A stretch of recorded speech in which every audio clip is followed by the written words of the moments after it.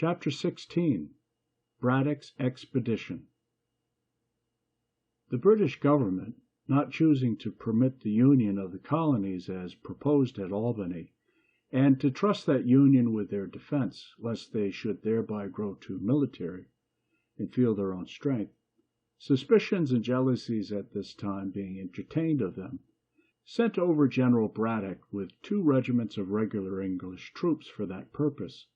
He landed at Alexandria in Virginia, and thence marched to Fredericktown in Maryland, where he halted for carriages. Our assembly, apprehending from some information that he had conceived violent prejudice against them, as adverse to the service, wished me to wait upon him, not as much from them, but as Postmaster General, under the guise of proposing to settle with him the mode of conducting with most celerity and certainty the dispatches between him and the governors of the several provinces, with whom he must necessarily have continual correspondence, and of which they proposed to pay the expense. My son accompanied me on this journey. We found the general at Fredericktown, waiting impatiently for the return of those he had sent through the back parts of Maryland and Virginia to collect wagons. I stayed with him several days, dined with him daily, and had opportunity of removing all his prejudice by the information of what the assembly had before his arrival actually done, and were still willing to do to facilitate his operations. When I was about to depart, the returns of wagons to be obtained were brought in, by which it appeared that they amounted only to 25, and not all of those were in serviceable condition. The general and all the officers were surprised, declared the expedition was then at an end, being impossible, and exclaimed against the ministers for ignorantly landing them in a country destitute of the means of conveying their stores, baggage, etc., not less than 150 wagons being necessary. I happened to say I thought it was a pity they had not landed rather in Pennsylvania, as in that country almost every farmer had his wagon. The general eagerly laid hold of my words and said, "Then you, sir, who are a man of interest there, can probably procure them for us, and I beg you will undertake it." I asked what terms were to be offered the owners of the wagons, and I was desired to put on paper the terms that appeared to me necessary. This I did, and they were agreed to, and a commission and instructions accordingly prepared immediately.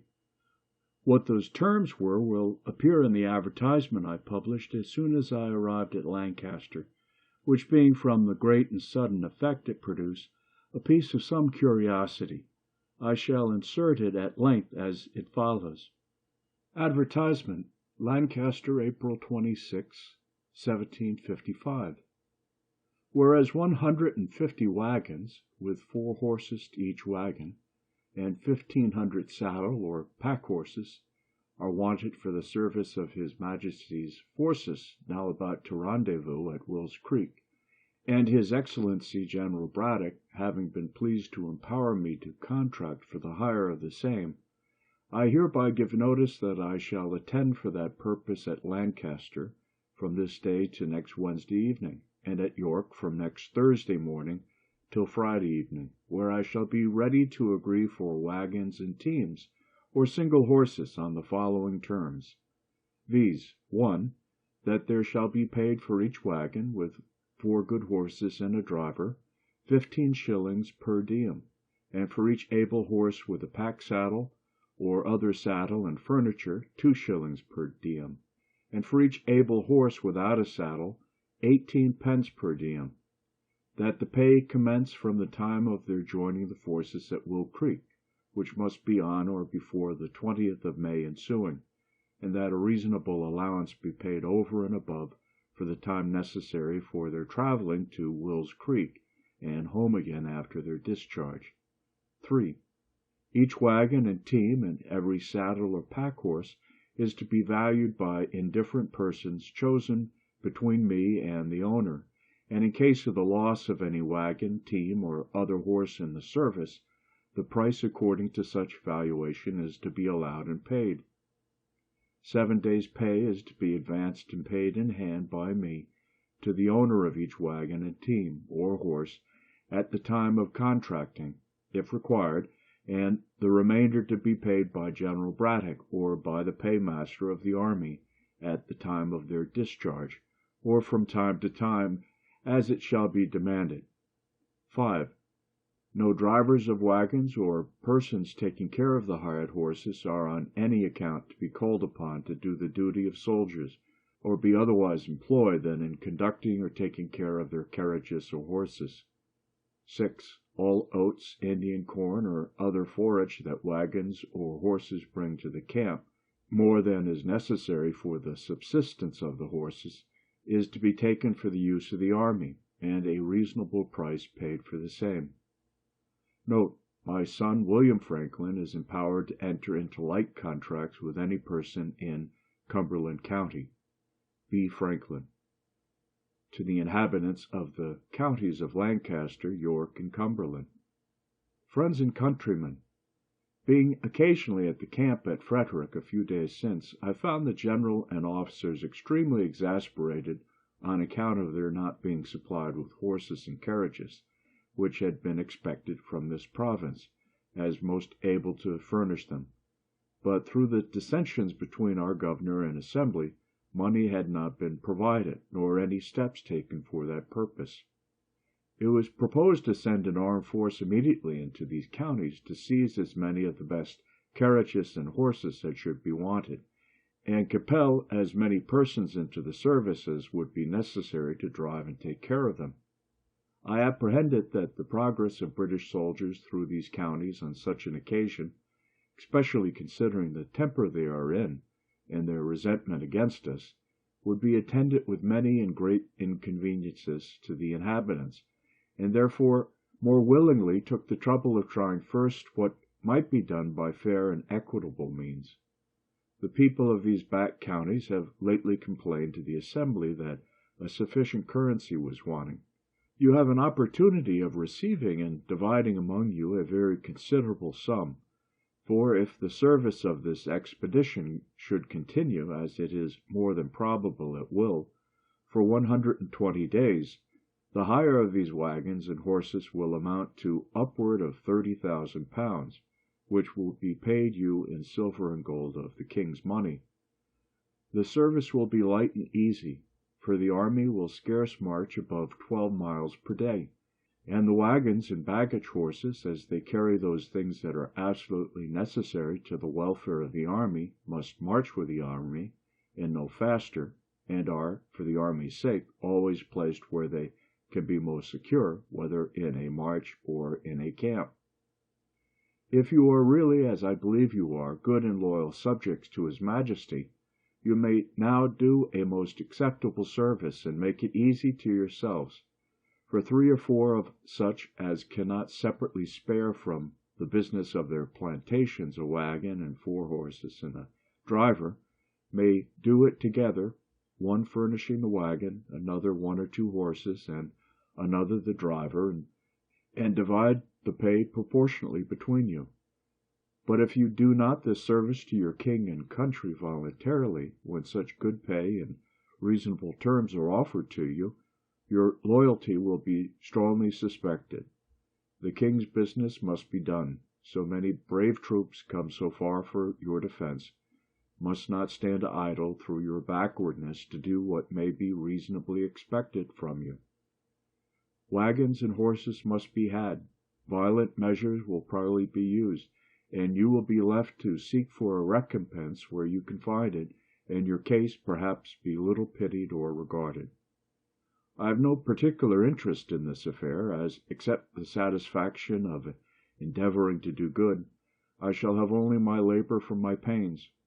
If this method of obtaining the wagons and horses is not likely to succeed, I am obliged to send word to the general in 14 days, and I suppose Sir John St. Clair, the hussar with a body of soldiers, will immediately enter the province for the purpose, which I shall be sorry to hear, because I am very sincerely and truly your friend and well-wisher, B. Franklin. I received of the general about 800 pounds to be dispersed in advance money to the wagon owners, etc., but that sum being insufficient, I advanced upward of £200 more, and in 2 weeks the 150 wagons with 259 carrying horses were on their march for the camp. The advertisement promised payment according to the valuation, in case any wagon or horse should be lost.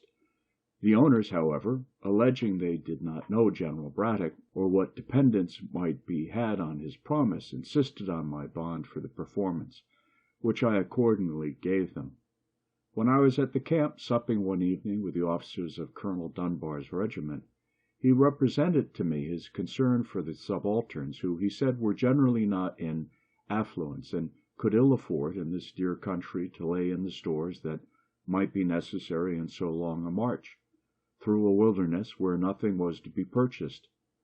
I commiserated their case, and resolved to endeavor procuring them some relief.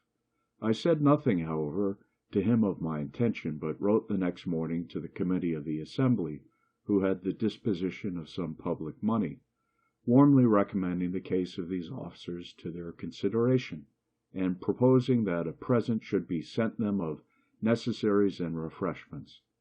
My son, who had some experience of a camp life and of its wants, drew up a list for me, which I enclosed in my letter. The committee approved, and used such diligence that, conducted by my son, the stores arrived at the camp as soon as the wagons.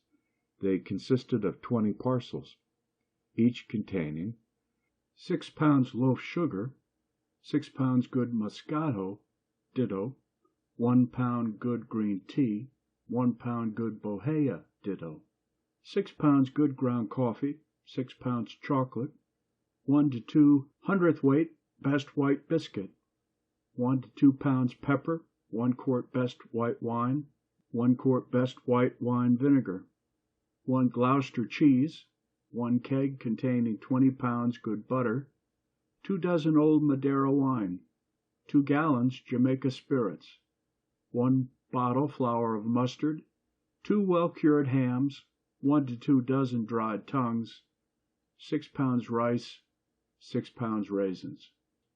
These 20 parcels, well packed, were placed on as many horses, each parcel with a horse being intended as a present for one officer. They were very thankfully received, and the kindness acknowledged by letters to me from the colonels of both regiments in the most grateful terms. The general, too, was highly satisfied with my conduct in procuring him the wagons, etc., and readily paid my account of disbursements, thanking me repeatedly and requesting my farther assistance in sending provisions after him. I undertook this also, and was busily employed in it till we heard of his defeat, advancing from the service of my own money upwards of £1,000 sterling, of which I sent him an account. It came to his hands, luckily for me, a few days before the battle, and he returned me immediately an order on the paymaster for the round sum of £1,000, leaving the remainder to the next account. I consider this payment as good luck, having never been able to obtain that remainder, of which more hereafter. The general was, I think, a brave man, and might probably have made a figure as a good officer in some European war, but he had too much self-confidence, too high an opinion of the validity of regular troops, and too mean a one of both Americans and Indians. George Cochrane, our Indian interpreter, joined him on his march with 100 of those people, who might have been of great use to his army as guides, scouts, etc., if he had treated them kindly. But he slighted and neglected them, and they gradually left him. In conversation with him one day, he was giving me some account of his intended progress. After taking Fort Duquesne, says he, I am to proceed to Niagara, and having taken that, to Frontenac, if the season will allow time, and I suppose it will, for Duquesne can hardly detain me above 3 or 4 days, and then I see nothing that can obstruct my march to Niagara. Having before revolved in my mind the long line his army must take in their march by a very narrow road, to be cut for them through the woods and bushes, and also what I had read of a former defeat of 1,500 French who invaded the Iroquois country, I had conceived some doubts and some fears for the event of the campaign. But I ventured only to say, to be sure, sir, if you arrive well before Duquesne with these fine troops, so well provided with artillery, that place not yet completely fortified, and as we hear with no very strong garrison, can probably make but a short resistance. The only danger I apprehend of obstruction to your march is from ambuscades of Indians, who by constant practice are dexterous in laying and executing them, and the slender line, near 4 miles long, which your army must take, may expose it to be attacked by surprise in its flanks, and to be cut like a thread into several pieces, which from their distance cannot come up in time to support each other. He smiled at my ignorance, and replied, "These savages may indeed be a formidable enemy to your raw American militia, but upon the king's regular and disciplined troops, sir, it is impossible they should make any impression." I was conscious of an impropriety in my disputing with a military man in matters of his profession, and said no more. The enemy, however, did not take the advantage of his army, which I apprehended its long line of march exposed it to, but let it advance without interruption till within 9 miles of the place, and then, when more in the body, for it had just passed a river, where the front had halted till all were come over, and in a more open part of the woods than any it had passed, attacked its advance guard by heavy fire from behind trees and bushes, which was the first intelligence the general had of an enemy being near him. This guard being disordered, the general hurried the troops up to their assistance, which was done in great confusion through wagons, baggage, and cattle, and presently the fire came upon their flanks. The officers, being on horseback, were more easily distinguished, picked out as marks, and fell very fast, and the soldiers were crowded together in a huddle, having or hearing no orders, and standing to be shot at till 2/3 of them were killed, and then being seized with a panic, the whole fled with precipitation. The wagoners took each a horse out of his team and scampered. Their example was immediately followed by others, so that all the wagons, provisions, artillery, and stores were left to the enemy. The general, being wounded, was brought off with difficulty. His secretary, Mr. Shirley, was killed by his side, and out of 86 officers, 63 were killed or wounded, and 714 men killed out of 1,100. These 1,100 had been picked from the whole army. The rest had been left behind with Colonel Dunbar, who was to follow with the heavier part of the stores, provisions, and baggage. The flyers, not being pursued, arrived at Dunbar's camp, and the panic they brought with them instantly seized him and all his people. And though he had now above 1,000 men, and the enemy who had beaten Braddock did not at most exceed 400 Indians and French together, instead of proceeding and endeavoring to recover some of the lost honor, he ordered all the stores, ammunition, etc., to be destroyed, so that he might have more horses to assist his flight towards the settlements, and less lumber to remove. He was there met with requests from the governors of Virginia, Maryland, and Pennsylvania that he would post his troops on the frontier, so as to afford some protection to the inhabitants. But he continued his hasty march through all the country, not thinking himself till he arrived at Philadelphia, where the inhabitants could protect him. This whole transaction gave us Americans the first suspicion that our exalted ideas of the prowess of British regulars had not been well founded. In their first march, too, from their landing till they got beyond the settlements, they had plundered and stripped the inhabitants, totally ruining some poor families, besides insulting, abusing, and confining the people if they remonstrated. This was enough to put us out of conceit of such defenders, if we had really wanted any. How different was the conduct of our French friends in 1781, who, during a march through the most inhabited part of our country, from Rhode Island to Virginia, near 700 miles, occasioned not the smallest complaint for the loss of a pig, a chicken, or even an apple.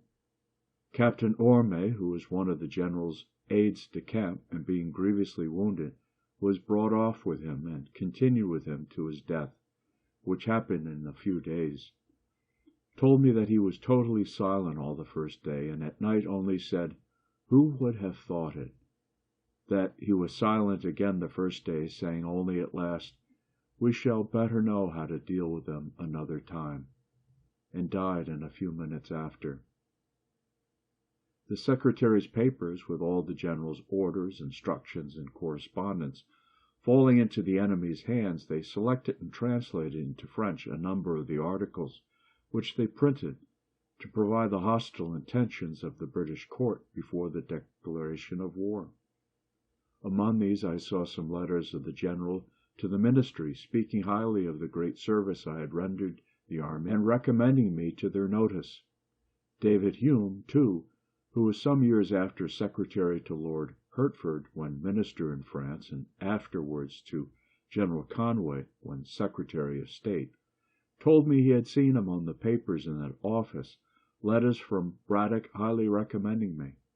But the expedition having been unfortunate, my service, it seems, was not thought of much value, for those recommendations were never of any use to me.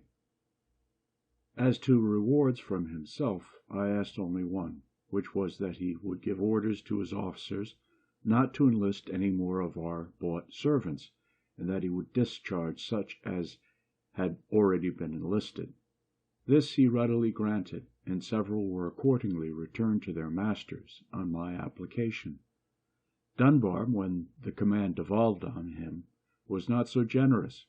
He being at Philadelphia on his retreat, or rather flight, I applied to him for the discharge of the servants of 3 poor farmers of Lancaster County that he had enlisted, reminding him of the late General's orders on that head. He promised me that, if the masters would come to him at Trenton, where he should be in a few days on his march to New York, he would there deliver their men to them. They accordingly were at the expense and trouble of going to Trenton, and there he refused to perform his promise, to their great loss and disappointment. As soon as the loss of the wagons and horses was generally known, all the owners came upon me for the valuation which I had given bond to pay. Their demands gave me a great deal of trouble, my acquainting them that the money was ready in the paymaster's hands, but that orders for paying it must first be obtained from General Shirley, and my assuring them I had applied to that general by letter. But he being at a distance, an answer could not soon be received, and they must have patience. All this was not sufficient to satisfy, and some began to sue me. General Shirley at length relieved me from this terrible situation by appointing commissioners to examine the claims and ordering payment. They amounted to nearly £20,000, which to pay would have ruined me. Before we had the news of this defeat, the doctor's bond came to me with a subscription paper for raising money to defray the expense of a grand firework, which it was intended to exhibit at a rejoicing on receipt of the news of our taking Fort Duquesne. I looked grave, and said it would, I thought, be time enough to prepare for the rejoicing when we knew we should have occasion to rejoice. They seemed surprised that I did not immediately comply with their proposal. "Why the D—L," says one of them, "you surely don't suppose that the fort will not be taken?" "I don't know that it will not be taken, but I know that the events of war are subject to great uncertainty."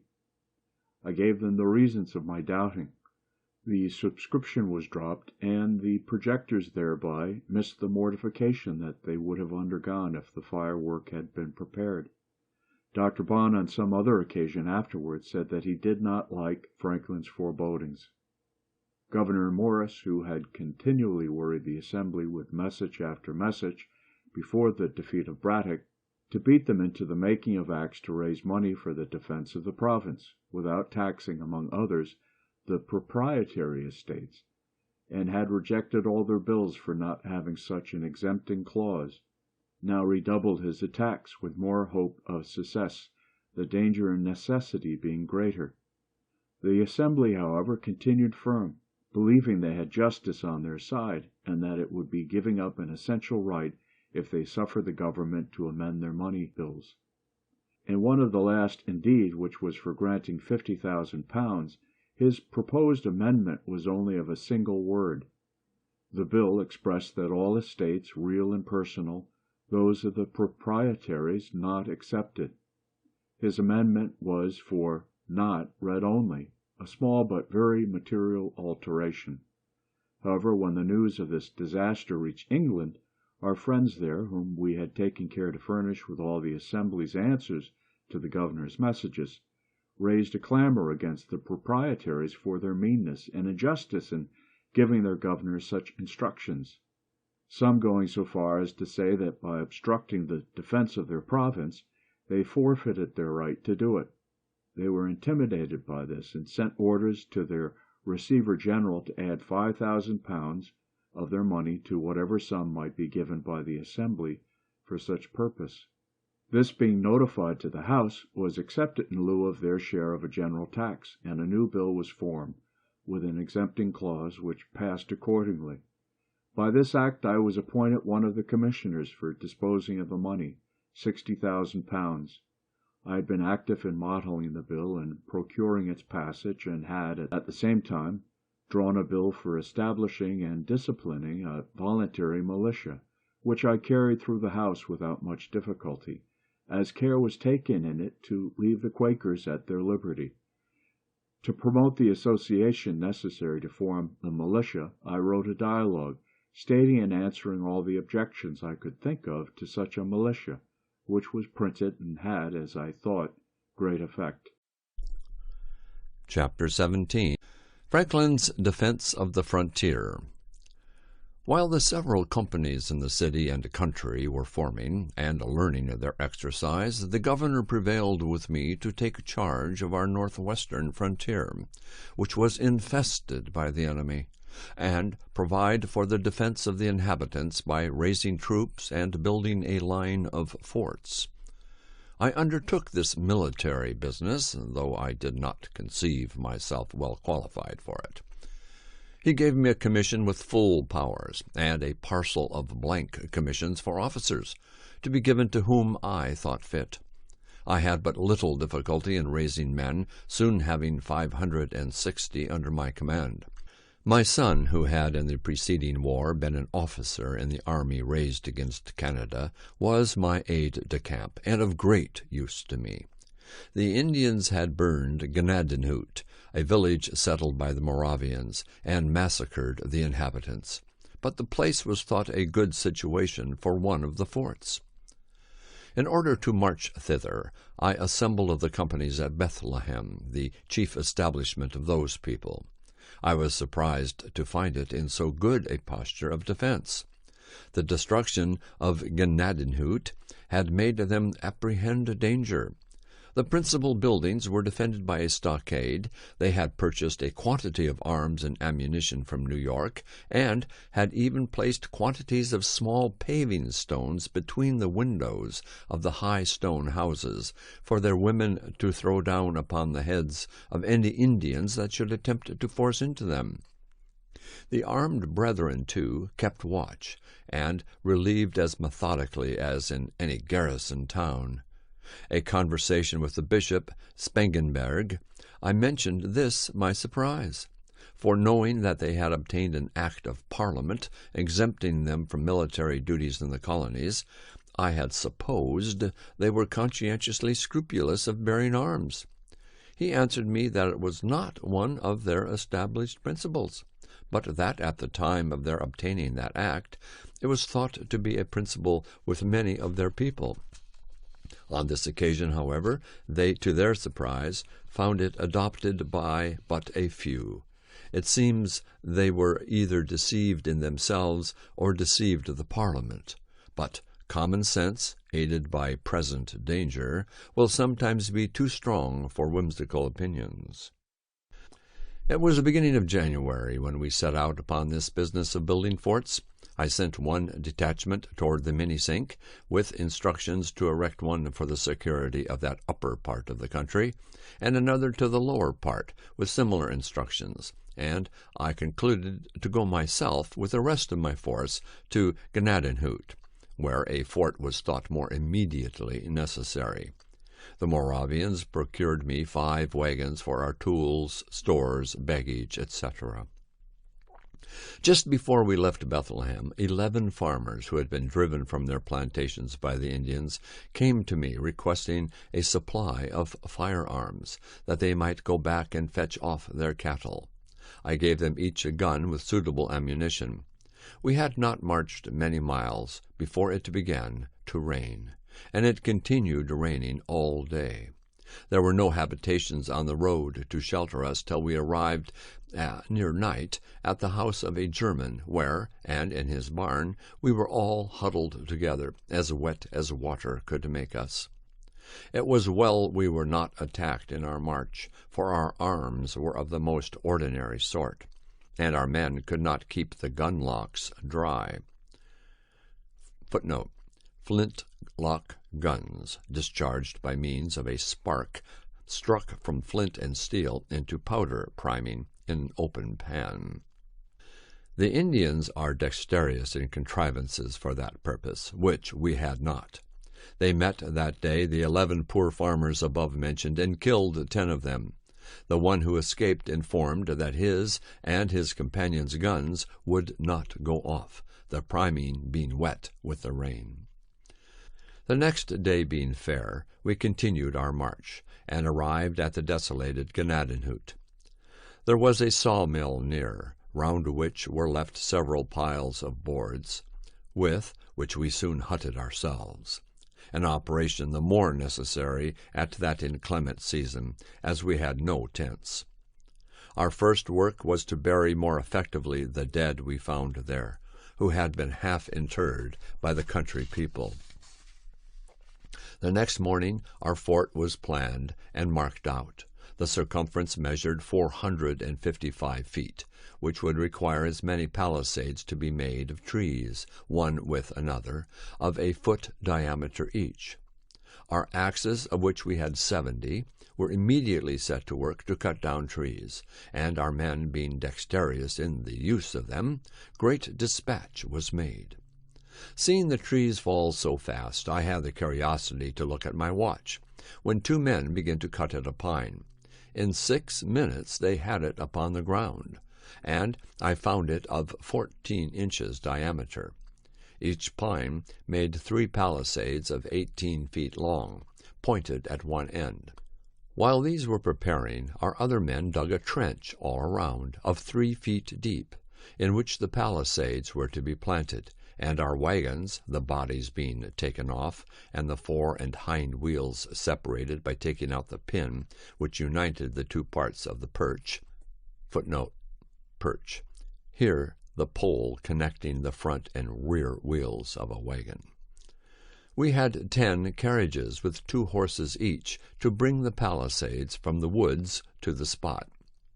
When they were set up, our carpenters built a stage of boards all around within, about 6 feet high, for the men to stand on when to fire through the loopholes.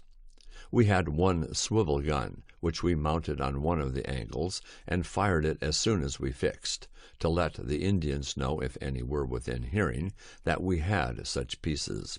And thus our fort, if such a magnificent name might be given to so miserable a stockade, was finished in a week, though it rained so hard every other day that the men could not work. This gave me occasion to observe that, when men are employed, they are best contented, for on the days they worked they were good-natured and cheerful, and with the consciousness of having done a good day's work they spent the evening jollily. But on our idle days they were mutinous and quarrelsome, finding fault with their pork, the bread, etc., and in continual ill humor, which put me in mind of a sea captain, whose rule it was to keep his men constantly at work, and when his mate once told him that they had done everything and there was nothing further to employ them about, "Oh," he says, "make them scour the anchor." This kind of fort, however contemptible, is a sufficient defense against Indians, who have no cannon. Finding ourselves now posted securely, and having a place to retreat to on occasion, we ventured out in parties to scour the adjacent country. We met with no Indians, but we found the places in the neighboring hills where they had lain to watch our proceedings. There was an art in their contrivance of those places that seems worth mention. It being winter, a fire was necessary for them, but a common fire on the surface of the ground would by its light have discovered their position at a distance. They had therefore dug holes in the ground about 3 feet in diameter and somewhat deeper. We saw where they had, with their hatchets, cut off the charcoal from the sides of burnt logs lying in the woods. With these coals they had made small fires in the bottom of the holes, and we observed among the weeds and grass the prints of their bodies, made by laying all around, with their legs hanging down in the holes to keep their feet warm, which, with them, is an essential point. This kind of fire so managed could not discover them, either by its flame, light, sparks, or even smoke. It appeared that their number was not great, and it seems they saw we were too many to be attacked by them with prospect of advantage. We had our own chaplain, a zealous Presbyterian minister, Mr. Beatty, who complained to me that the men did not generally attend his prayers and exhortations. When they enlisted, they were promised, besides pay and provisions, a gill of rum a day, which was punctually served out to them half in the morning and the other half in the evening, and I observed they were as punctual in attending to receive it. Upon which I said to Mr. Beatty, "It is, perhaps, below the dignity of your profession to act as a steward of the rum, but if you were to deal it out, and only just after prayers, you would have them all about you." He liked the thought, undertook the office, and, with the help of a few hands to measure out the liquor, executed it to satisfaction, and never were prayers more generally and more punctually attended. So that I thought this method preferable to the punishment inflicted by some military laws for non-attendance on divine service. I had hardly finished this business and got my fort well stored with provisions when I received a letter from the governor acquainting me that he had called the assembly and wished my attendance there, if the posture of affairs on the frontiers was such that my remaining there was no longer necessary. My friends, too, of the assembly, pressing me by their letters to be, if possible, at the meeting, and my 3 intended forts being now completed, and the inhabitants contented to remain on their farms under that protection, I resolved to return, the more willingly as a New England officer, Colonel Clapham, experienced in Indian war, being on a visit to our establishment, consented to accept the command. I gave him a commission, and, parading the garrison, had it read before them, and introduced him to them as an officer who, from his skill in military affairs, was much more fit to command them than myself, and, giving them a little exhortation, took my leave. I was escorted as far as Bethlehem, where I rested a few days to recover from the fatigue I had undergone. The first night, being in a good bed, I could hardly sleep. It was so different from my hard lodging on the floor of our hut at Ganadin, wrapped only in a blanket or 2. While at Bethlehem, I inquired a little into the practice of the Moravians. Some of them had accompanied me, and all were very kind to me. I found they worked for a common stock, ate at common tables, and slept in common dormitories, great numbers together. In the dormitories I observed loopholes at certain distances all along just under the ceiling, which I thought judiciously placed for change of air. I was at their church, where I was entertained with good music, the organ being accompanied with violins, hautboys, flutes, clarinets, etc. I understood that their sermons were not usually preached to mixed congregations of men, women, and children, as is our common practice, but that they assembled sometimes the married men, and other times their wives, then the young men, the young women, and the little children, each division by itself. The sermon I heard was to the latter, who came in and were placed in rows on benches, the boys under the conduct of a young man, their tutor, and the girls conducted by a young woman. The discourse seemed well adapted to their capacities, and was delivered in a pleasing, familiar manner, coaxing them, as it were, to be good. They behaved very orderly, but looked pale and unhealthy, which made me suspect they were kept too much within doors and not allowed sufficient exercise. I inquired concerning the Moravian marriages, whether the report was true that they were by lot. I was told that lots were used only in particular cases, that generally, when a young man found himself disposed to marry, he informed the elders of his class, who consulted the elder ladies that governed the young women. As these elders of the different sexes were well acquainted with the tempers and dispositions of their respective pupils, they could best judge what matches were suitable, and their judgments were generally acquiesced in. But if, for example, it should happen that 2 or 3 young women were found to be equally proper for the young man, the lot was then recurred to. I objected. If the matches are not made by mutual choice of the parties, some of them may chance to be very unhappy. "And so they may," answered my informer, "if you let the parties choose for themselves," which indeed I could not deny. Being returned to Philadelphia, I found the association went on swimmingly. The inhabitants that were not Quakers, having pretty generally come into it, formed themselves into companies, and chose their captains, lieutenants, and ensigns according to the new law. Dr. B. visited me and gave me an account of the pains he had taken to spread a general good liking to the law, and ascribed much to those endeavors. I had had the vanity to ascribe all to my dialogue. However, not knowing but that he might be in the right, I let him enjoy his opinion, which I take to be generally the best way in such cases. The officers' meeting chose me to be the colonel of the regiment, which I this time accepted. I forgot how many companies we had, but we paraded around 1,200 well-looking men, with a company of artillery, who had been furnished with 6 brass field pieces, which they had become so expert in the use of as to fire 12 times in a minute. The first time I reviewed the regiment, they accompanied me to my house, and would salute me with some rounds fired before my door, which shook down and broke several glasses of my electrical apparatus. And my new honor proved not much less brittle, for all our commissions were soon after broken by a repeal of the law in England. During this short time of my colonelship, being about to set out on a journey to Virginia, the officers of my regiment took it into their heads that it would be proper for them to escort me out of town as far as the lower ferry. Just as I was getting on horseback, they came to my door, between 30 and 40, mounted, and all in their uniforms.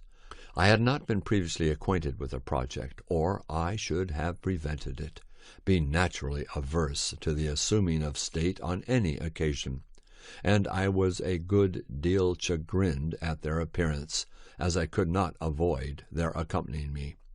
What made it worse was that, as soon as we began to move, they drew their swords and rode with them naked all the way. Somebody wrote an account of this to the proprietor, and it gave him great offense.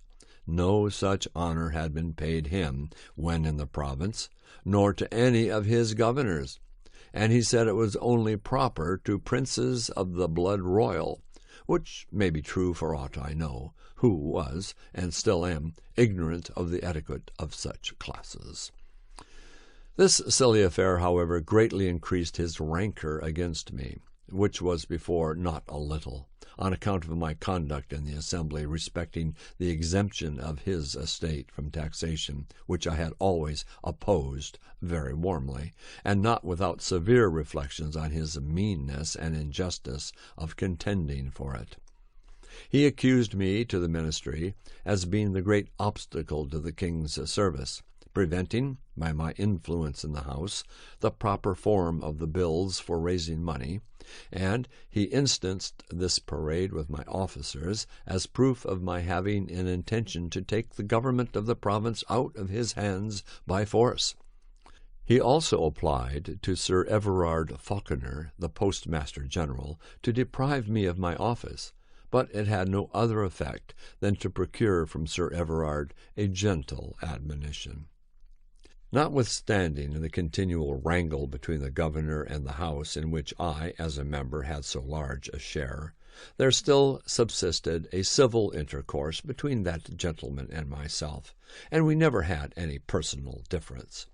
I have sometimes since thought that his little or no resentment against me, for the answers it was known I drew up to his messages, might be the effect of professional habit, and that, being bred a lawyer, he might consider us both as merely advocates for contending clients in a suit, he for the proprietaries, and I for the assembly.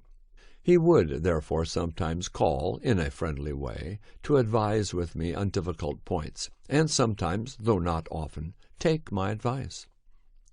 We acted in concert to supply Braddock's army with provisions, and when the shocking news arrived of his defeat, the governor sent in haste for me, to consult with him on measures for preventing the desertion of the back counties. I forgot now the advice I gave, but I think it was that Dunbar should be written to and prevailed with, if possible, to post his troops on the frontiers for their protection, till, by reinforcements from the colonies, he might be able to proceed on the expedition.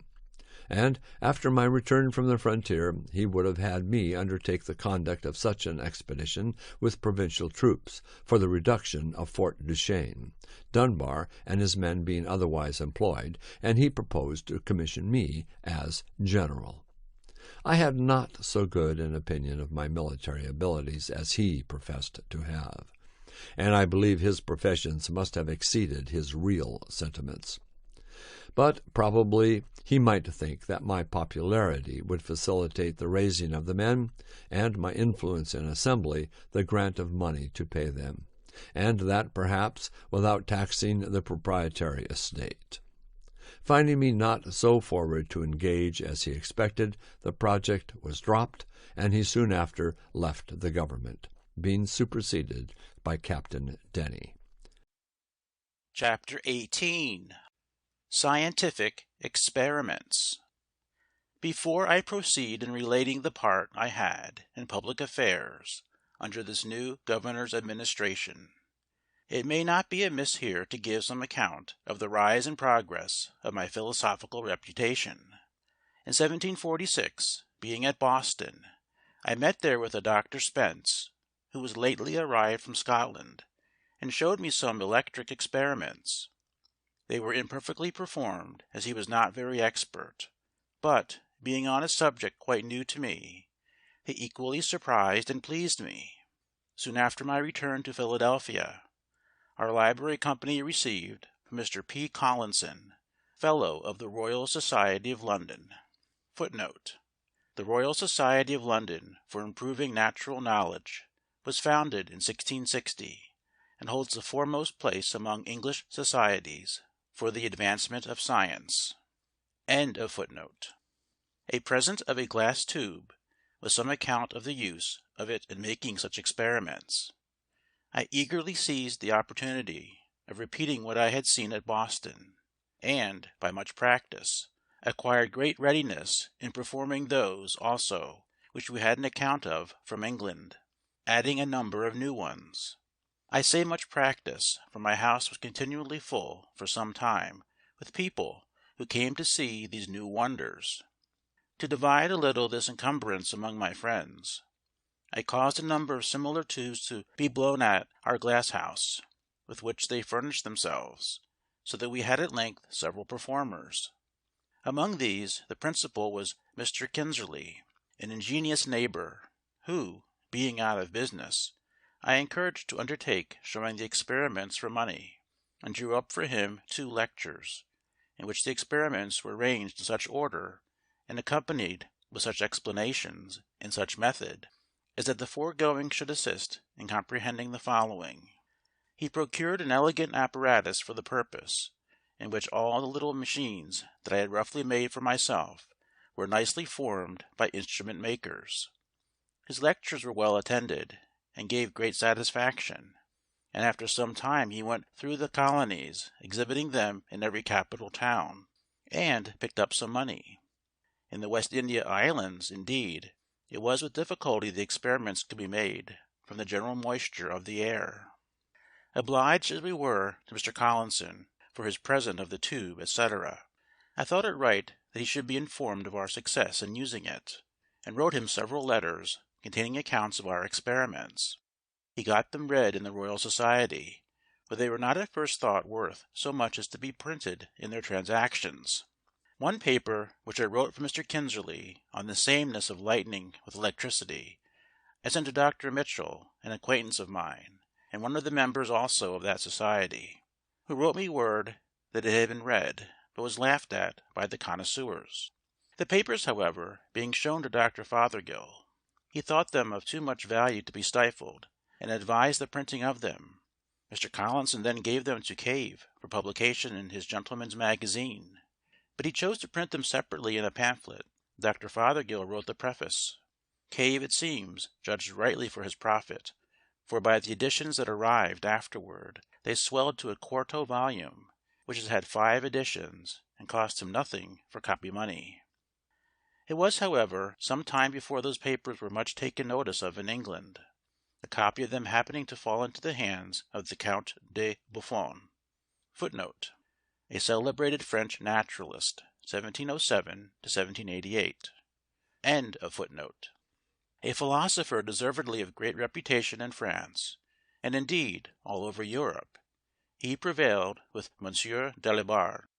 Footnote: Dalibard, who had translated Franklin's letters to Collinson into French, was the first to demonstrate in a practical application of Franklin's experiments that lightning and electricity are the same.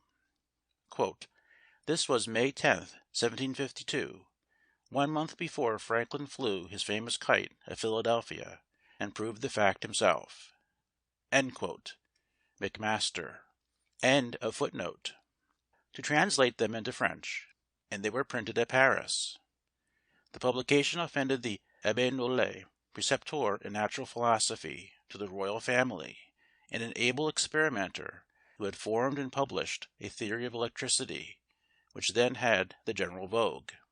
He could not at first believe that such a work came from America, and said it must have been fabricated by his enemies at Paris to decry his system.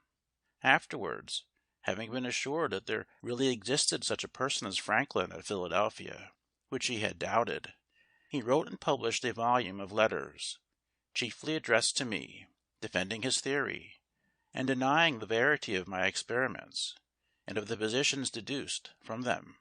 I once purposed answering the Abbé, and actually began the answer, but, on consideration that my writings contained a description of experiments which anyone might repeat and verify, and if it not to be verified, could not be defended, or of observations offered as conjectures, and not delivered dogmatically, therefore not laying me under any obligation to defend them, and reflecting that a dispute between two persons, writing in different languages, might be lengthened greatly by mistranslations, and thence misconceptions of one another's meaning, much of one of the Abbé's letters being founded on an error in the translation, I concluded to let my papers shift for themselves, believing it was better to spend what time I could spare from public business in making new experiments, than in disputing about those already made. I therefore never answered Monsieur Nollet, and the event gave me no cause to repent my silence, for my friend Monsieur Leroy, of the Royal Academy of Sciences, took up my cause and refuted him. My book was translated into the Italian, German, and Latin languages, and the doctrine it contained was by degrees universally adopted by the philosophers of Europe, in preference to that of the Abbé, so that he lived to see himself the last of his sect, except Monsieur B. of Paris, his élevé and immediate disciple. What gave my book the more sudden and general celebrity was the success of one of its proposed experiments made by Messrs. Dalibard and Delort and Marly for drawing lightning from the clouds. This engaged the public attention everywhere. Monsieur Delort, who had an apparatus for experimental philosophy, and lectured in that branch of science, undertook to repeat what he called the Philadelphia experiments, and, after they were performed before the king and court, all the curious of Paris flocked to see them. I will not swell this narrative with an account of that capital experiment, nor of the infinite pleasure I received in the success of a similar one I made soon after with a kite at Philadelphia, as both are to be found in the histories of electricity. Dr. Wright, an English physician, when at Paris, wrote to a friend who was of the Royal Society an account of the high esteem my experiments were in among the learned abroad, and of their wonder that my writings had been so little noticed in England. The Society, on this, resumed the consideration of the letters that had been read to them, and the celebrated Dr. Watson drew up a summary account of them, and of all I had afterwards sent to England on the subject, which he accompanied with some praise of the writer. This summary was then printed in their Transactions, and some members of the Society in London, particularly the very ingenious Mr. Canton, having verified the experiment of procuring lightning from the clouds by a pointed rod, and acquainting them with the success, they soon made me more than amends for the slight with which they had before treated me. Without my having made any application for that honour, they chose me a member, and voted that I should be excused the customary payments, which would have amounted to 25 guineas, and ever since have given me their Transactions gratis. They also presented me with the gold medal of Sir Godfrey Copley. Footnote. An English baronet, died 1709, donator of a fund of £100, in trust for the Royal Society of London for improving natural knowledge. End of footnote. For the year 1753, the delivery of which was accompanied by a very handsome speech of the President, Lord Macclesfield, wherein I was highly honoured.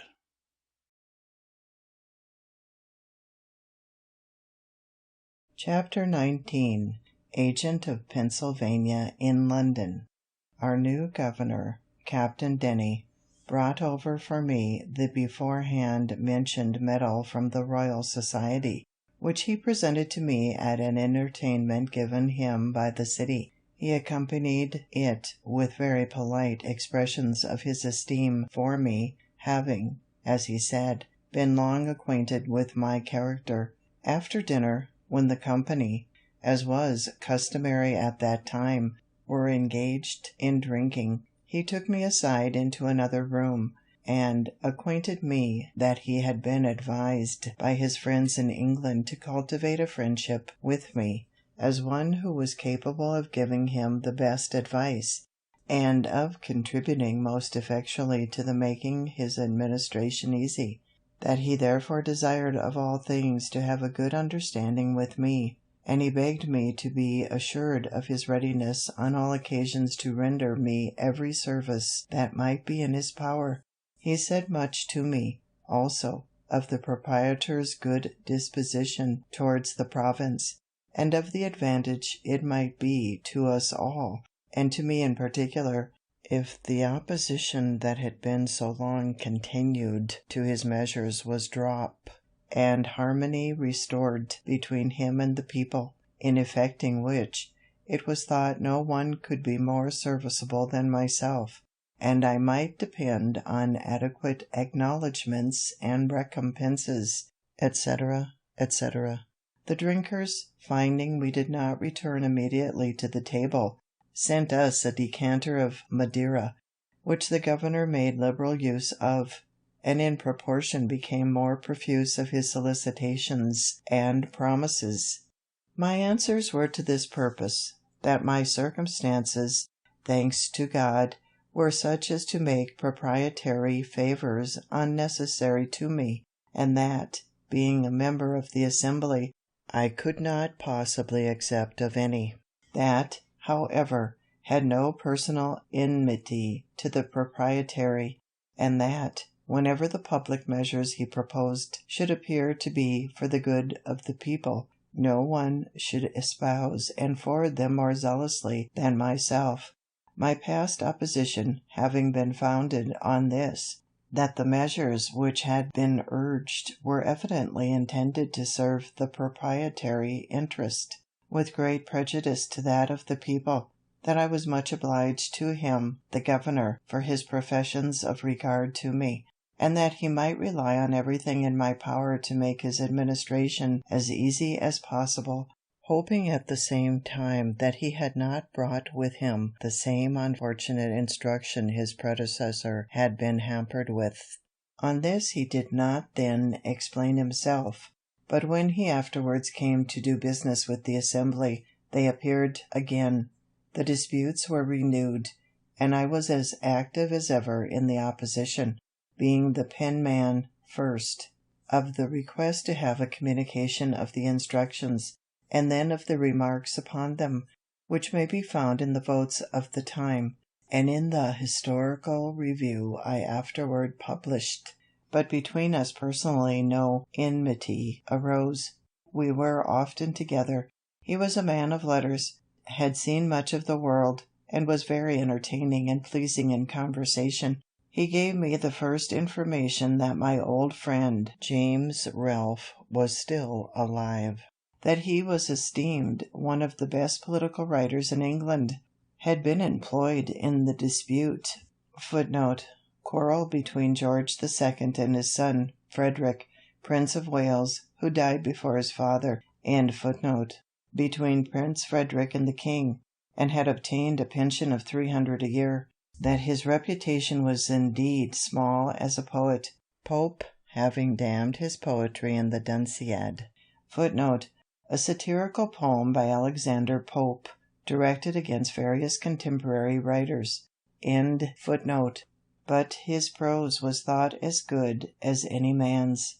The Assembly, finally finding the proprietary obstinately persisted in manacling their deputies with instructions inconsistent not only with the privileges of the people, but with the service of the crown, resolved to petition the king against them, and appointed me their agent to go over to England, to present and support the petition.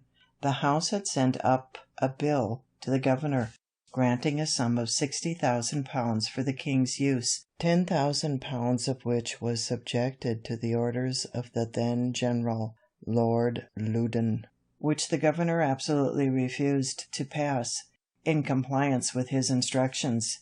I had agreed with Captain Morris, of the packet at New York, for my passage, and my stores were put on board. When Lord Loudon arrived at Philadelphia, expressly, as he told me, to endeavour an accommodation between the governor and Assembly, that his Majesty's service might not be obstructed by their dissensions.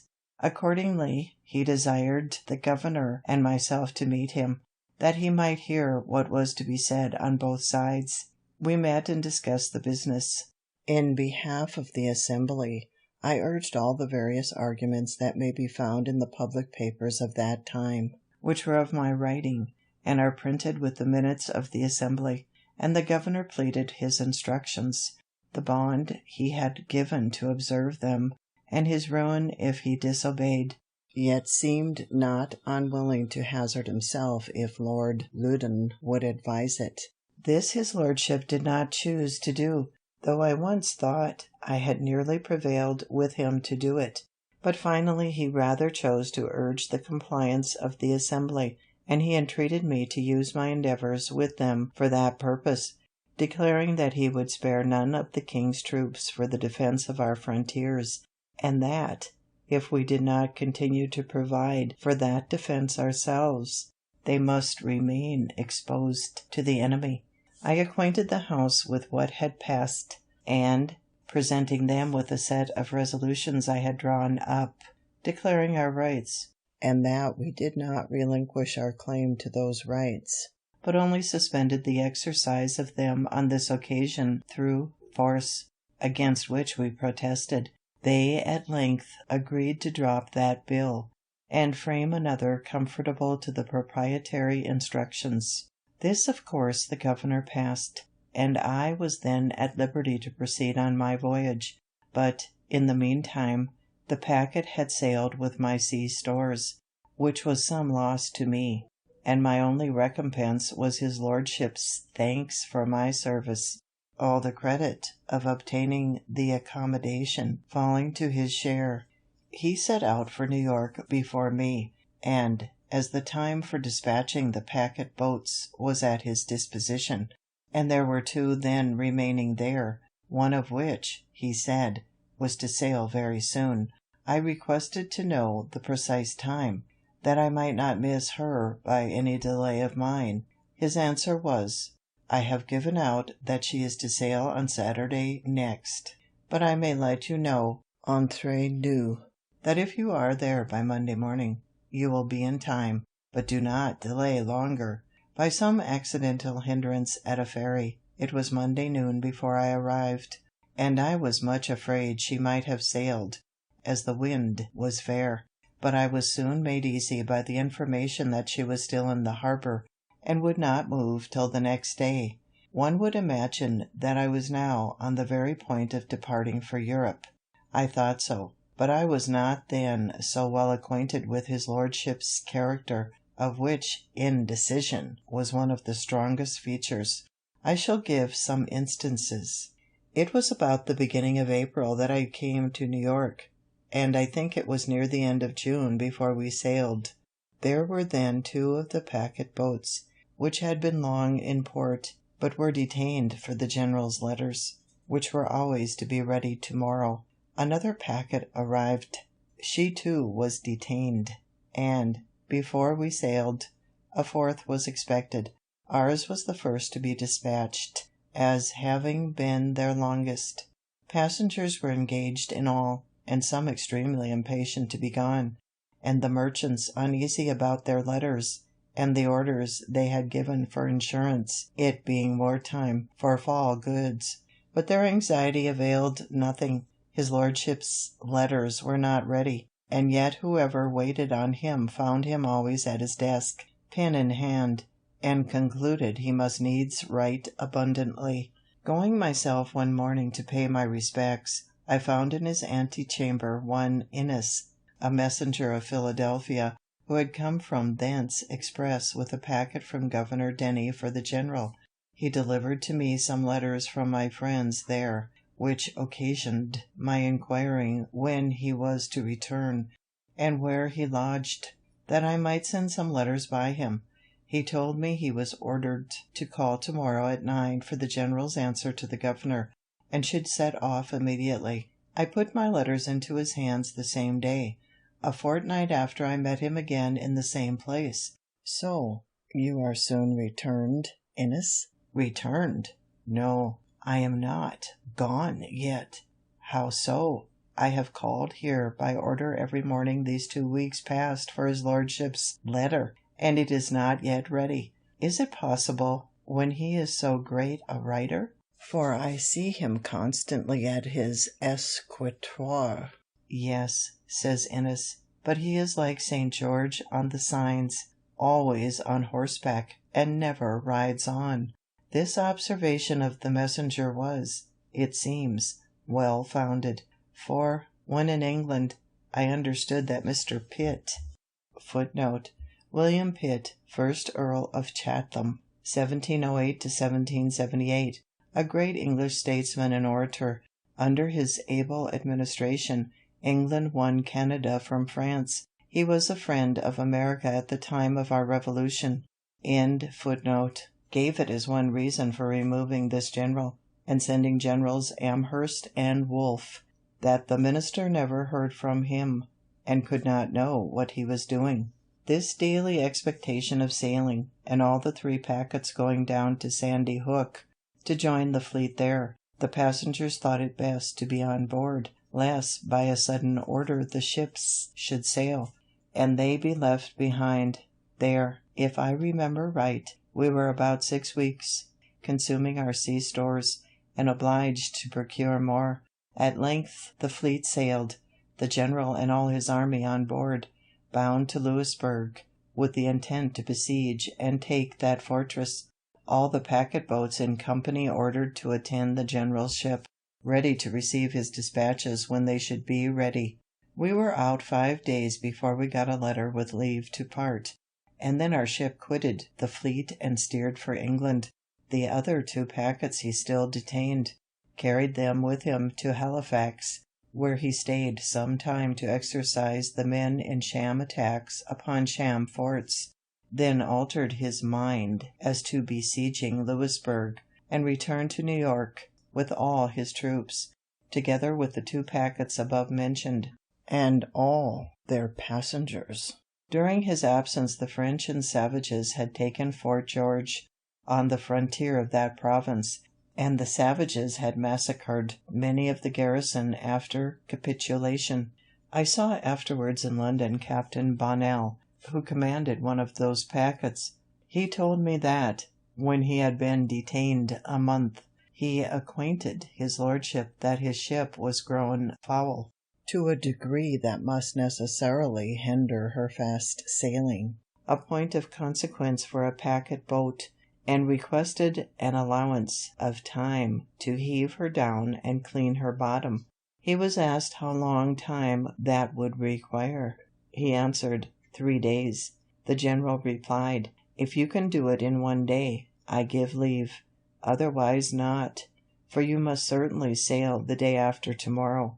So he never obtained leave, though detained afterwards from day to day during full 3 months. I saw also in London one of Bonnell's passengers, who was so enraged against his lordship for deceiving and detaining him so long at New York, and then carrying him to Halifax and back again, that he swore he would sue him for damages. Whether he did or not, I never heard, but, as he represented the injury to his affairs, it was very considerable. On the whole, I wondered much how such a man came to be entrusted. Footnote: This relation illustrates the corruption that characterized English public life in the 18th century. See page 308. It was gradually overcome in the early part of the next century. With so important a business as the conduct of a great army.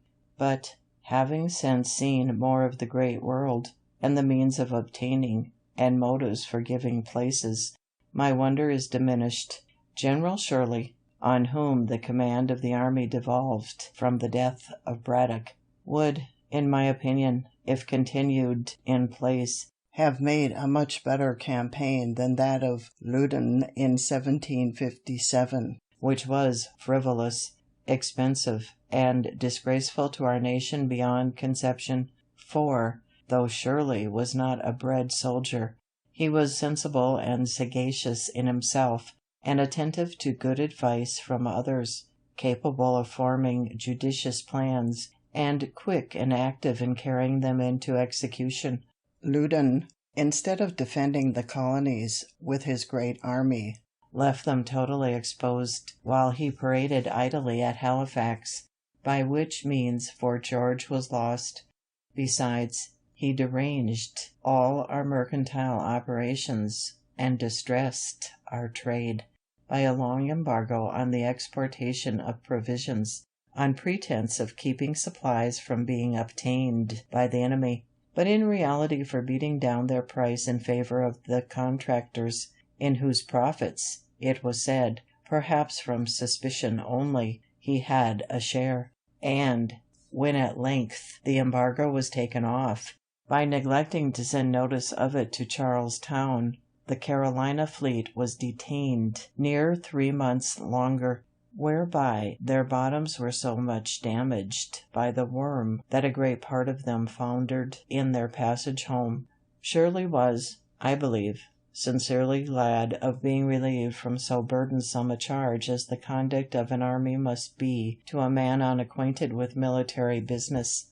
I was at the entertainment given by the city of New York to Lord Loudon, on his taking upon him the command. Shirley, though thereby superseded, was present also. There was a great company of officers, citizens, and strangers, and, some chairs having been borrowed in the neighborhood, there was one among them very low, which fell to the lot of Mr. Shirley. Perceiving it as I sat by him, I said, "They have given you, sir, too low a seat." "No matter," says he, "Mr. Franklin, I find a low seat the easiest." While I was, as aforementioned, detained at New York, I received all the accounts of the provisions, etc., that I had furnished to Braddock, some of which accounts could not sooner be obtained from the different persons I had employed to assist in the business.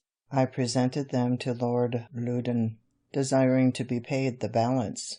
He caused them to be regularly examined by the proper officer, who, after comparing every article with its voucher, certified them to be right, and the balance due, for which his lordship promised to give me an order on the paymaster. This was, however, put off from time to time, and though I called often for it by appointment, I did not get it. At length, just before my departure, he told me he had, on better consideration, concluded not to mix his accounts with those of his predecessors. "And you," says he, "when in England, have only to exhibit your accounts at the Treasury, and you will be paid immediately." I mentioned, but without effect, the great and unexpected expense I had been put to by being detained so long at New York, as a reason for my desiring to be presently paid, and on my observing that it was not right I should be put to any further trouble or delay in obtaining the money I had advanced, as I charged no commission for my service. "Oh, sir," says he, "you must not think of persuading us that you are no gainer. We understand better those affairs, and know that every one concerned in supplying the army finds means, in the doing it, to fill his own pockets." I assured him that was not my case, and that I had not pocketed a farthing, but he appeared clearly not to believe me, and, indeed, I have since learnt that immense fortunes are often made in such employments. As to my balance, I have not paid it to this day, of which more hereafter. Our captain of the packet had boasted much, before we sailed, of the swiftness of his ship. Unfortunately, when we came to sea, she proved the dullest of 96 sail, to his no small mortification. After many conjectures respecting the cause, when we were near another ship almost as dull as ours, which, however, gained upon us, the captain ordered all hands to come aft, and stand as near the ensign staff as possible. We were, passengers included, about 40 persons. While we stood there, the ship mended her pace, and soon left her neighbor far behind, which proved clearly what our captain suspected, that she was loaded too much by the head. The casks of water, it seems, had been all placed forward. These he therefore ordered to be moved further aft, on which the ship recovered her character, and proved the best sailor in the fleet. The captain said she had once gone at the rate of 13 knots, which is accounted 13 miles per hour. We had on board, as a passenger, Captain Kennedy, of the Navy, who contended that it was impossible, and that no ship ever sailed so fast, and that there must have been some error in the division of the log line, or some mistake in heaving the log. Footnote: a piece of wood shaped and weighted so as to keep it stable when in the water. To this is attached a line knotted at regular distances. By these devices it is possible to tell the speed of a ship. End footnote. A wager ensued between the two captains, to be decided when there should be sufficient wind. Kennedy thereupon examined rigorously the log line, and, being satisfied with that, he determined to throw the log himself. Accordingly, some days after, when the wind blew very fair and fresh, and the captain of the packet, Lutwidge, said he believed she then went at the rate of 13 knots, Kennedy made the experiment, and owned his wager lost. The above fact I give for the sake of the following observation. It has been remarked, as an imperfection in the art of shipbuilding, that it can never be known, till she is tried, whether a new ship will or will not be a good sailor. For that the model of a good sailing ship had been exactly followed in a new one, which has proved, on the contrary, remarkably dull. I apprehend that this partly be occasioned by the different opinions of seamen respecting the modes of lading, rigging, and sailing of a ship. Each has his system, and the same vessel, laden by the judgment and orders of one captain, shall sail better or worse than when by the orders of another. Besides, it scarce ever happens that a ship is formed, fitted for the sea, and sailed by the same person. One man builds the hull, another rigs her, a third lades and sails her. No one of these has the advantage of knowing all the ideas and experience of the others, and, therefore, cannot draw just conclusions from a combination of the whole. Even in the simple operation of sailing when at sea, I have often observed different judgments in the officers who commanded the successive watches, the wind being the same. One would have the sails trimmed sharper or flatter than another, so that they seemed to have no certain rule to govern by. Yet I think a set of experiments might be instituted, first, to determine the most proper form of the hull for swift sailing; next, the best dimensions and properest place for the masts; then the form and quantity of sails, and their position, as the wind may be; and, lastly, the disposition of the lading. This is an age of experiments, and I think a set accurately made and combined would be of great use. I am persuaded, therefore, that ere long some ingenious philosopher will undertake it, to whom I wish success. We were several times chased in our passage, but outsailed everything, and in 30 days had soundings. We had a good observation, and the captain judged himself so near our port, Falmouth, that, if we made a good run in the night, we might be off the mouth of that harbour in the morning, and by running in the night might escape the notice of the enemy's privateers, who often cruised near the entrance of the channel. Accordingly, all the sail was set that we could possibly make, and the wind being very fresh and fair, we went right before it, and made great way. The captain, after his observation, shaped his course, as he thought, so to pass wide of the Scilly Isles; but it seems there is sometimes a strong indraft setting up St. George's Channel, which deceives seamen and caused the loss of Sir Cloudesley Shovel's squadron. This indraft was probably the cause of what happened to us.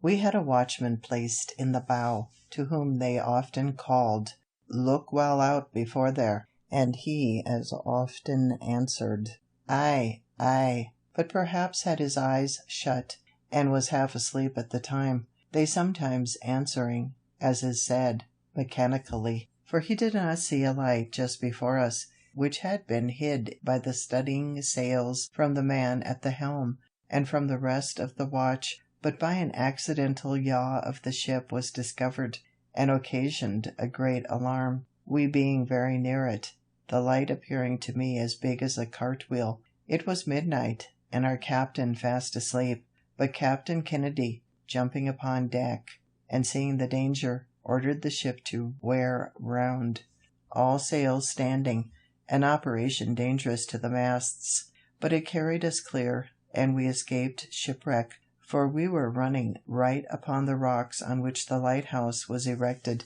This deliverance impressed me strongly with the utility of lighthouses, and made me resolve to encourage the building more of them in America if I should live to return there. In the morning it was found by the soundings, etc., that we were near our port, but a thick fog hid the land from our sight. About 9 o'clock the fog began to rise, and seemed to be lifted up from the water like the curtain at a playhouse, discovering underneath the town of Falmouth, the vessels in its harbour, and the fields that surrounded it. This was a most pleasing spectacle to those who had been so long without any other prospects than the uniform view of a vacant ocean, and it gave us the more pleasure as we were now free from the anxieties which the state of war occasioned.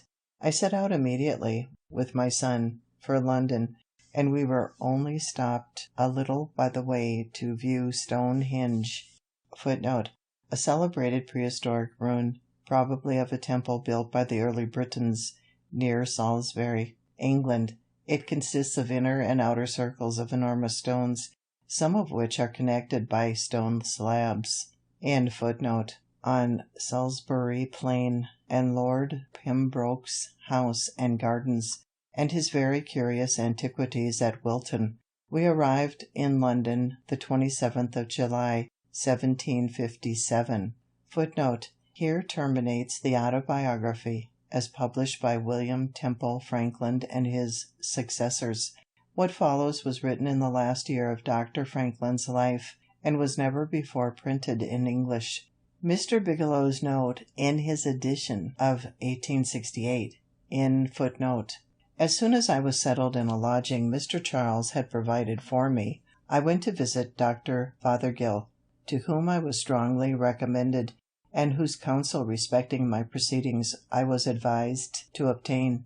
He was against an immediate complaint to government, and thought the proprietaries should first be personally applied to, who might possibly be induced by the interposition and persuasion of some private friends to accommodate matters amicably.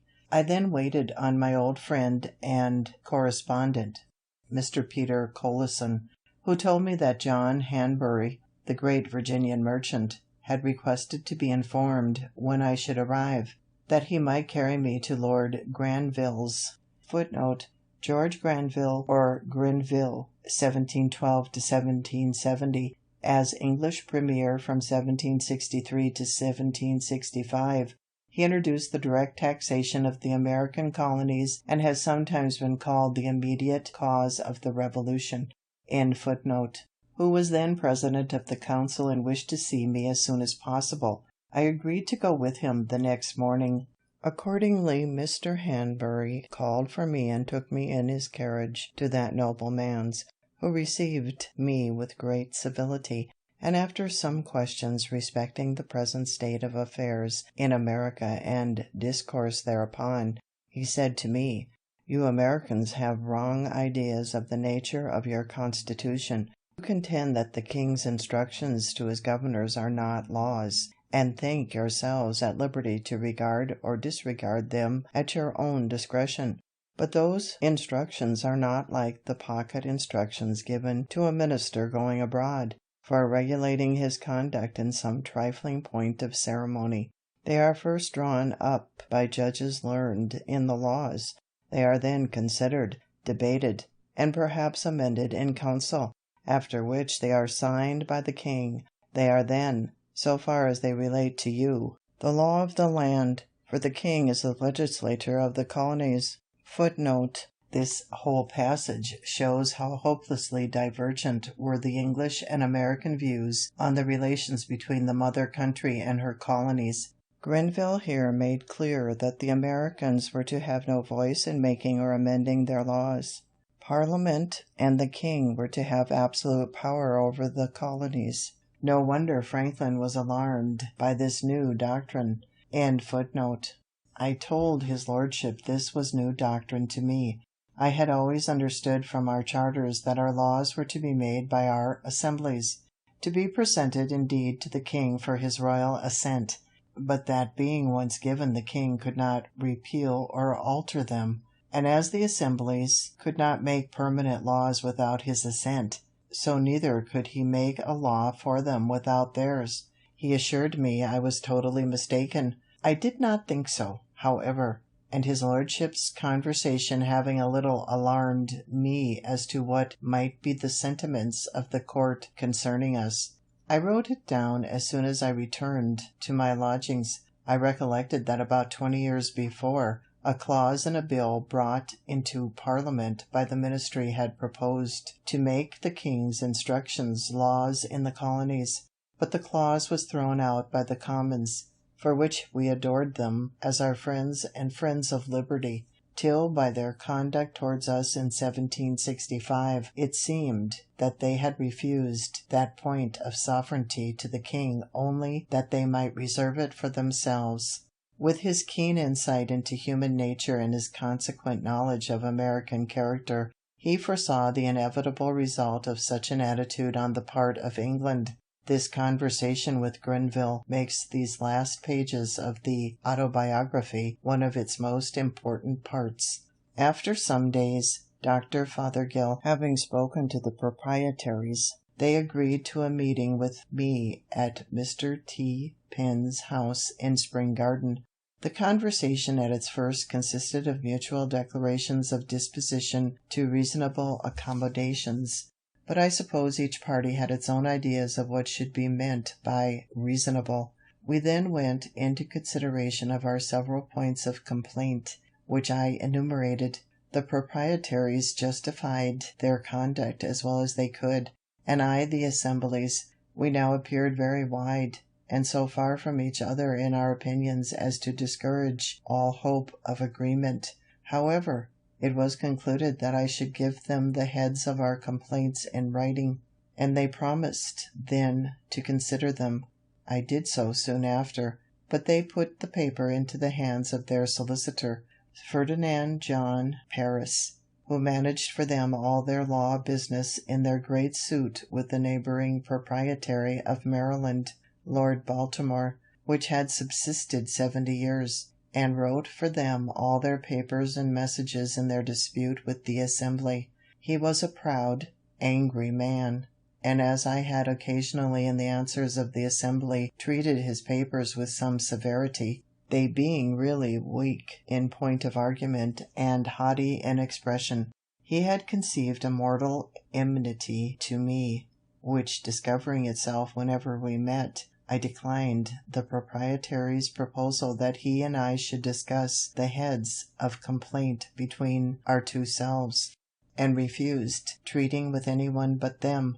They then, by his advice, put the paper into the hands of the Attorney and Solicitor General for their opinion and counsel upon it, where it lay unanswered a year wanting 8 days, during which time I made frequent demands of an answer from the proprietaries, but without obtaining any other than that they had not yet received the opinion of the Attorney and Solicitor General. What it was when they did receive it I never learnt, for they did not communicate it to me, but sent a long message to the Assembly drawn and signed by Paris, reciting my paper, complaining of its want of formality, as a rudeness on my part, and giving a flimsy justification of their conduct, adding that they should be willing to accommodate matters if the Assembly would send out some person of candour to treat with them for that purpose, intimating thereby that I was not such. The want of formality or rudeness was, probably, my not having addressed the paper to them with their assumed titles of true and absolute proprietaries of the province of Pennsylvania, which I omitted as not thinking it necessary in a paper, the intention of which was only to reduce to a certainty by writing what in conversation I had delivered viva voce. But during this delay, the Assembly having prevailed with Governor Denny to pass an act taxing the proprietary estate in common with the estates of the people, which was the grand point in dispute, they omitted answering the message. When this act, however, came over, the proprietaries, counselled by Paris, determined to oppose its receiving the royal assent. Accordingly, they petitioned the King and Council, and a hearing was appointed in which 2 lawyers were employed by them against the act, and 2 by me in support of it. They alleged that the act was intended to load the proprietary estate in order to spare those of the people, and that if it were suffered to continue in force, and the proprietaries, who were in odium with the people, left to their mercy in proportioning the taxes, they would inevitably be ruined. We replied that the act had no such intention, and would have no such effect, that the assessors were honest and discreet men under an oath to assess fairly and equitably, and that any advantage each of them might expect in lessening his own tax by augmenting that of the proprietaries was too trifling to induce them to perjure themselves. This is the purport of what I remember as urged by both sides, except that we insisted strongly on the mischievous consequences that must attend a repeal, for that the money £100,000 be printed and given to the King's use, expended in his service, and now spread among the people. The repeal would strike it dead in their hands to the ruin of many, and the total discouragement of future grants, and the selfishness of the proprietors in soliciting such a general catastrophe, merely from a groundless fear of their estate being taxed too highly, was insisted on in the strongest terms. On this, Lord Mansfield, one of the council, rose, and beckoning me took me into the clerk's chamber, while the lawyers were pleading, and asked me if I was really of opinion that no injury would be done the proprietary estate in the execution of the act. I said certainly. Then, says he, you can have little objection to enter into an engagement to assure that point. I answered, none at all. He then called in Paris, and after some discourse, his lordship's proposition was accepted on both sides. A paper to the purpose was drawn up by the clerk of the council, which I signed with Mr. Charles, who was also an agent of the province for their ordinary affairs. When Lord Mansfield returned to the council chamber, where finally the law was allowed to pass, some changes were however recommended, and we also engaged they should be made by a subsequent law, but the Assembly did not think them necessary, for 1 year's tax having been levied by the Act before the order of council arrived. They appointed a committee to examine the proceedings of the assessors, and on this committee they put several particular friends of the proprietaries. After a full inquiry, they unanimously signed a report that they found the tax had been assessed with perfect equity. The Assembly looked into my entering into the first part of the engagement as an essential service to the province, since it secured the credit of the paper money then spread over all the country. They gave me their thanks in form when I returned, but the proprietaries were enraged at Governor Denny for having passed the act, and turned him out with threats of suing him for breach of instructions which he had given Bond to observe. He, however, having done it at the instance of the general, and for his Majesty's service, and having some powerful interest at court, despised the threats, and they were never put in execution. Unfinished. The Appendix. Electrical Kite to Peter Collinson, Philadelphia, October 19, 1752. Sir, as frequent mention is made in public papers from Europe of the success of the Philadelphia experiment for drawing the electrical fire from clouds by means of pointed rods of iron erected on high buildings, and etc., it may be agreeable to the curious to be informed that the same experiment has succeeded in Philadelphia, though made in a different and more easy manner, which is as follows. Make a small cross of 2 light strips of cedar, the arms so long as to reach to the 4 corners of a large thin silk handkerchief. When extended, tie the corners of the handkerchief to the extremities of the cross, so you have the body of a kite, which, being properly accommodated with a tail, loop, and string, will rise in the air, like those made of paper. But this, being of silk, is fitter to bear the wet and wind of a thunder gust without tearing. To the top of the upright stick of the cross is to be fixed a very sharp-pointed wire, rising a foot or more above the wood. To the end of the twine, next the hand, is to be tied a silk ribbon, and where the silk and twine join, a key must be fastened. This kite is to be raised when a thunder gust appears to be coming on, and the person who holds the string must stand within a door or window, or under some cover, so that the silk ribbon may not be wet, and care must be taken that the twine does not touch the frame of the door or window. As soon as any of the thunder clouds come over the kite, the pointed wire will draw the electrical fire from them, and the kite, with all the twine, will be electrified, and those loose filaments of the twine will stand out every way and be attracted by the approaching finger. And when the rain has wet the kite and twine, so that it can conduct the electrical fire freely, you will find it stream out plentifully from the key on the approach of your knuckle.